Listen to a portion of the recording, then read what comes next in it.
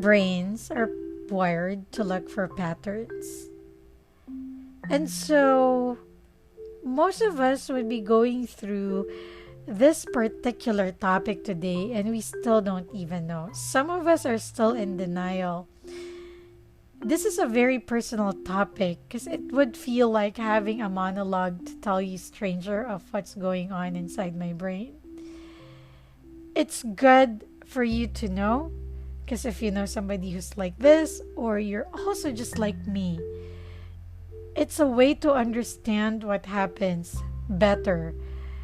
And maybe this will be your chance to think and say that this has to stop now and move on to changing and be better. Or if you know someone, at least you give them a little understanding and maybe suggestions on how they can improve themselves. My name is Lee, and these are Decapitated Thoughts. I am an overthinker. From the time that I have admitted to myself that I am an overthinker, and up until now, I have come a long way. But I know that I still have a lot to improve and I still have a lot to work on. There are still some traits or habits that had not changed. And some parts of it, I'm still on the plane of justification instead of admitting that I'm already overthinking. I learned that my overthinking stems from my love of knowledge and my fear of not knowing. It did not stem from bad relationships, whether it was serious or not. For most people, it would be from confusing parents, that could be one, or from really, really bad relationships where they've been cheated on and there were repeated habits that they can associate to a pattern. But for me, and maybe for you as well, it came from a fear of not knowing. I know it sounds weird. So I consume information like there's no tomorrow. I go down in a rabbit hole when I learned of a new interesting topic. When I was a kid, I would go into the library and would read up on a topic for the whole of my lunch or my recess. I don't really play that much. I remember that on my high school yearbook, I think I was described. I like saying I think, but I know that it's not an I think situation. I know that I was described as somebody who has a myriad of information or facts that I always love to share. And my dad would always encourage me to join those quiz shows so that all of these useless information up inside my brain could be of use. Overthinking had served me well in some parts of my life, and so I thought that it would also serve me well when it comes to relationships. But then I realized that I cannot do project management on relationships. I know that sounds funny, but yeah, that I'm not supposed to do that in a relationship. That I cannot organize it in an Excel sheet, or can I put it on a templated document. No, I cannot do that. And overthinking had ended a lot of relationships for me.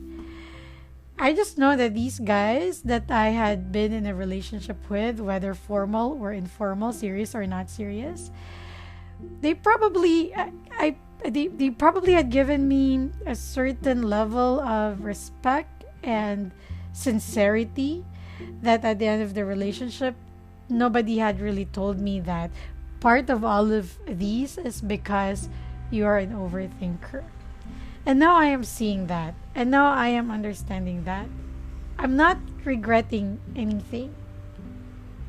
I'm not regretting that I was overthinking at that time. I think it's just fine, but I I honestly applaud them for not telling me that. Maybe because they think I was too sensitive at that time. And maybe I think that was really good for the both of us, that I came to a realization by myself and not anyone imposing it on me. Because I know that if somebody told me that, all of my defenses would just really go up and I wouldn't take it.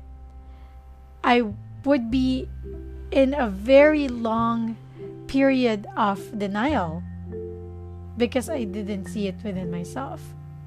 So I'm happy that I am self correcting in terms of overthinking. And I might have overthought that. That's the reason why I came to a realization that I am an overthinker, because I did overthink the situations. So in that way, it was good. But in the relationship, it wasn't. There are really, I think, 3 ways that you can be overthinking. One would be repeating past conversations or past things that had happened between you and that person.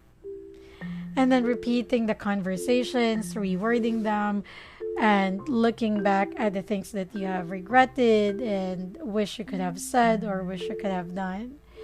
That part, I kind of had that covered. Since I'm an overthinker, I don't like regrets.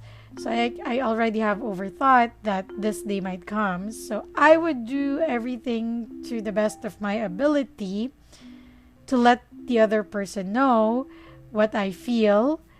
And I will tell them in the best words that I know what I feel and what this whole situation is making me feel. So that part, I think I have it covered. Now, the other way is when I start a new relationship, I'm already thinking about how it would end. And so I end up fixing things that are not yet happening.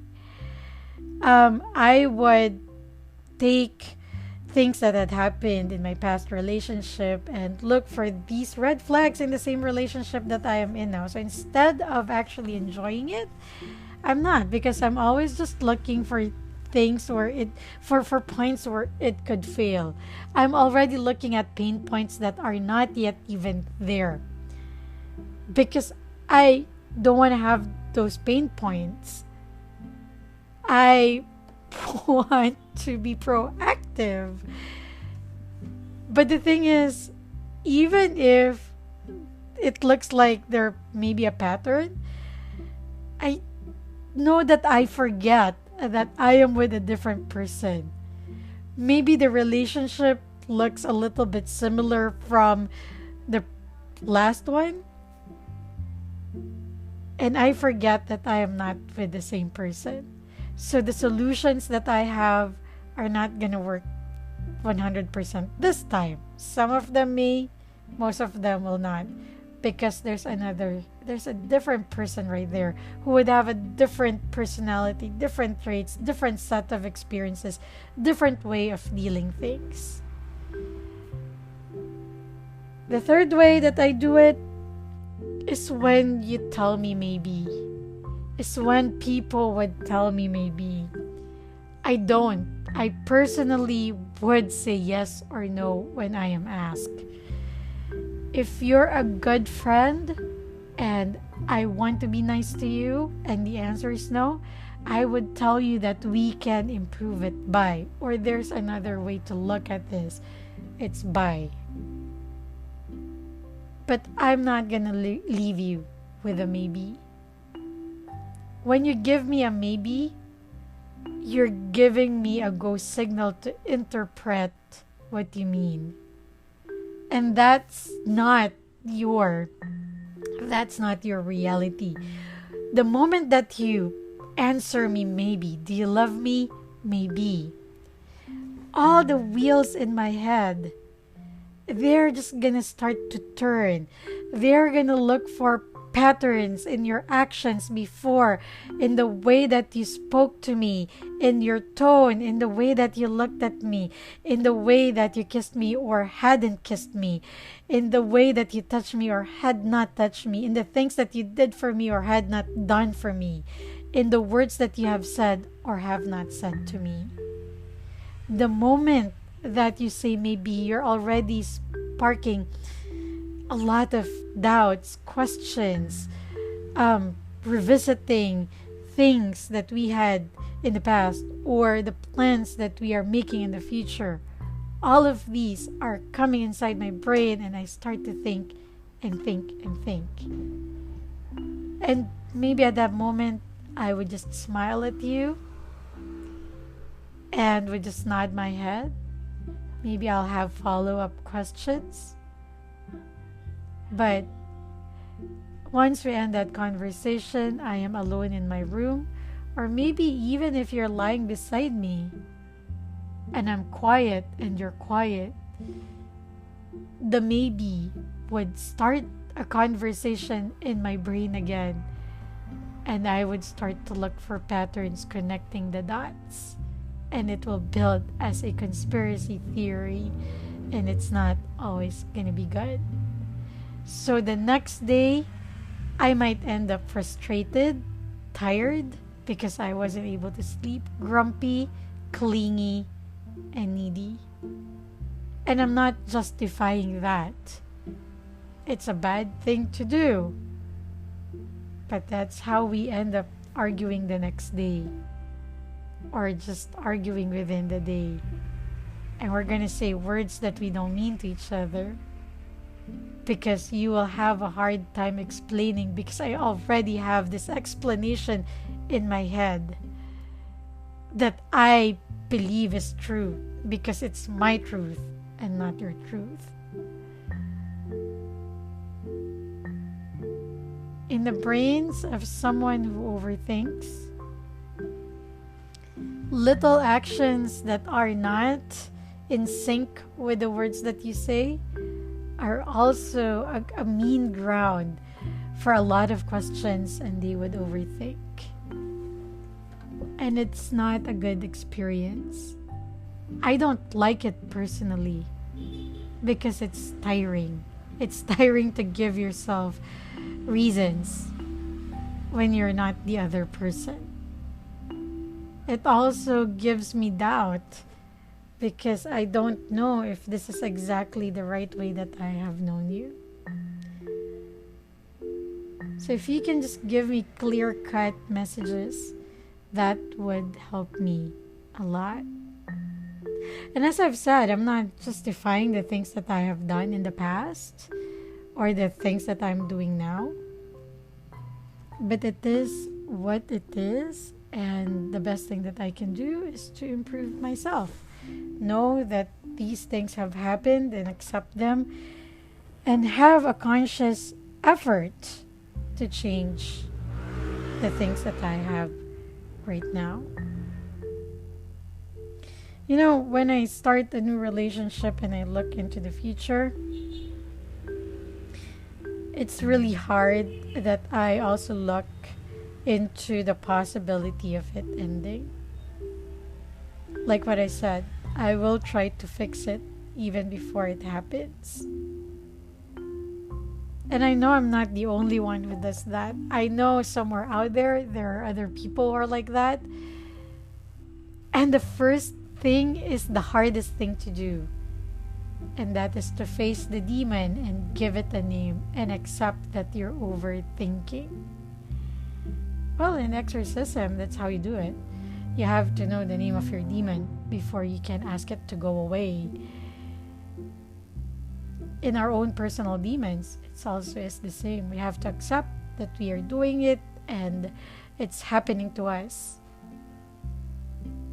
It's always better if you would realize it by yourself, because there would be no walls of defenses coming up and no walls of justification coming up, because you have seen it within yourself. And I don't know how many times if it had hurt me in the process, and it still is hurting me right now. So if you know somebody in your life who's just like this, or maybe you're in a relationship with one, have an open and honest communication. Tell them exactly what you want and what you need and what you expect from the relationship. It wouldn't hurt.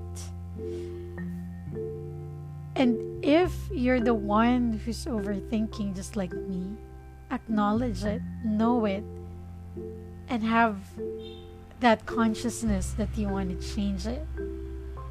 I'm not as bad as I was, or I would like to believe it. I want to give myself credit and acknowledgement. I wasn't as bad as I was when I was younger, because now I can see my own red flags and I can stop myself. It has become a mantra that I cannot do anything and I cannot control the other person. I cannot do anything with their actions, but I can control myself. I can control my thoughts. I can control the way that I feel towards something. But it doesn't stop me from overthinking. When my brain starts to overthink, now what I do is I physically move. I exercise so that it would disrupt my thoughts. Sometimes a simple stop is okay. If your overthinking is already bordering paranoia, of course, that's not really healthy for your mental health anymore. Go ahead and talk to a professional. I know it's hard, but you have to do it. Maybe there's something that is physically wrong with the makeup of your brain. Maybe there's just really too much stimulus going to your amygdala and it's always on a fight or flight mode. It pays well that you understand yourself, because you cannot understand other people if you can't even understand what's going on inside your brain. At the end of the day, whether you're the overthinker or you're the person involved with the overthinker, it pays to be kind to yourself. Know how to love yourself, because it's really impossible to give love if you don't have it. Being selfless in a relationship doesn't have to mean that you have to give everything and not have anything for yourself. To be selfless in a relationship is to know when and how to respond to that person in their time of need. It is when you have to be for that person in their time of need. It doesn't mean that you have to give all of yourself to the relationship. Stranger, I hope that you learned something today. I don't really know how I feel about opening up. I don't even know how to process my emotions, but it feels good to finally talk about it. When I tell people that I'm an overthinker, it's either they think that I am trying to win some kind of sympathy or empathy. I you know what? I'm not. I just really want you to know. It's really for you to know. I don't want you tiptoeing around me. It's just really for you to know that I have a tendency to overthink things. And probably if I tell you that, I would also tell you to just give me a yes or a no answer and never a maybe. I would also probably tell you, that if this is not working anymore, you have to tell it straight to me, clear cut.